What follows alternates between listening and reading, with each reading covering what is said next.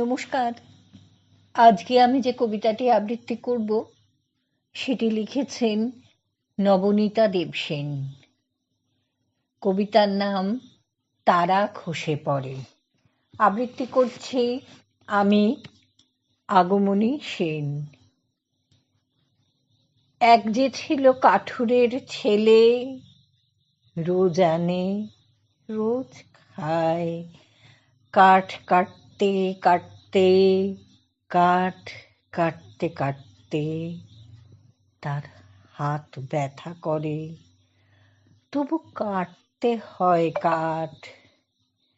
একদিন এক পরীকন্যে এলো, বলল আহা গো, বলল থাক, আমি তোমাকে ভাত বেড়ে দেব আজ থেকে। কাঠুরের ছেলে খুব খুশি, কুড়ুল নামিয়ে রাখল। সঙ্গে সঙ্গে তার হাত দুটিও খসে পড়ল ঠিক কুড়ুলের পাশটিতে। সামনে ভাত, সে এখন খাবে কি দিয়ে?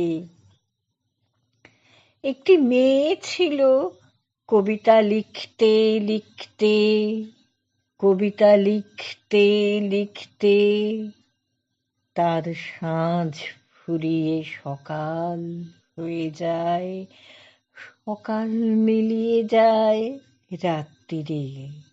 একদিন এলো এক রাজপুত্তুর, মেয়েটিকে বসিয়ে নিল তার পক্ষীরাজে।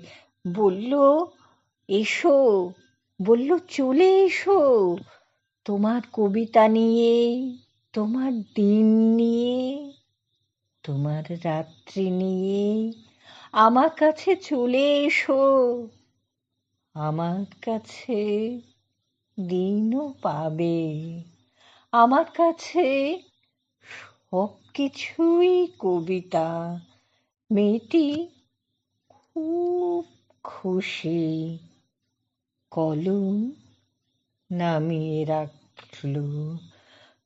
সঙ্গে সঙ্গে তার চাঁপার কলি আঙুল, আঙুলগুলি সব ঝরে পড়ল, যেমন ঝরে যায় ফুলের পাপড়িরা, টুপটাপ শব্দহীন।